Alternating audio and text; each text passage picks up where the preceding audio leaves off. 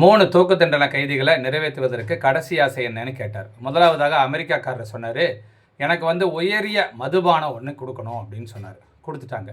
அதுக்கப்புறம் கேட்டார், நல்ல ஒரு சாப்பாடு ஒன்று கொடுங்க அப்படின்னு சொல்லி கேட்டார். அதையும் அவங்க கொடுத்துட்டாங்க. 3வது என்னன்னு கேட்டார், என்னுடைய முதல் ஜனாதிபதியுடைய சமாதிக்கு கீழே என்னை புதைச்சிருங்க அப்படின்னாரு. அதில் பரவாயில்லன்னு சொல்லி புதைச்சிட்டாங்க. 2வது ரஷ்யாக்காரரை கூப்பிட்டு கேட்குறாரு. அப்போ அவர் என்ன சொல்கிறாரு, இந்த உலகத்தை நான் ஏரோப்ளைனில் சுற்றி பார்க்கணும் அப்படின்னு சொல்கிறாரு. ஆசை. 2வது ஆசை என்ன சொல்கிறாரு, என்னுடைய நாட்டு சயின்டிஸ்ட்டுகளை எல்லாம் நான் ஒருக்கா நேரில் பார்க்கணும் அப்படின்னு சொல்கிறாங்க. அதையும் நிறைவேற்றிட்டாங்க. 3வது ஆசை என்னன்னு கேட்குறாங்க, என்னுடைய நாட்டினுடைய லெனினுடைய அவர்களுடைய சமாதி கீழே என்னை பதிக்கணும் அப்படிங்கிறாங்க. அதையும் செஞ்சுட்டாங்க. 3வது இந்தியாக்காரரை கூப்பிட்டு கேட்குறாங்க, உனக்கு என்னப்பா கடைசி ஆசை அப்படின்னு.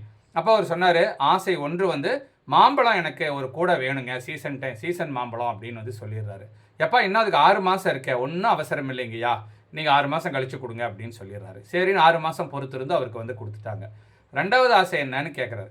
அவர் என்ன சொல்கிறாரு, ஊட்டியை நல்ல குளிராக இருக்கும்போது பார்க்கணும் அப்படின்னு சொல்கிறாரு. எப்பா இப்போ மே மாதம் ஆச்சே, இப்போ எப்படி பார்க்க முடியும், ஒன்றும் அவசரம் இல்லைங்கய்யா, நான் 6 மாதம் காத்திருக்கேன் அப்படின்ட்டார்.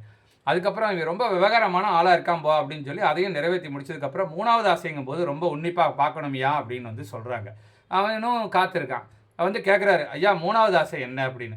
ஐயா என் கண்கண்ட தெய்வமே வந்துட்டீங்களா, எனக்கு 3வது ஆசை உங்கள் சமாதிக்கு பக்கத்தில் என்னை நீங்கள் பதைச்சிருங்க அப்படின்னு சொல்லிட்டார்.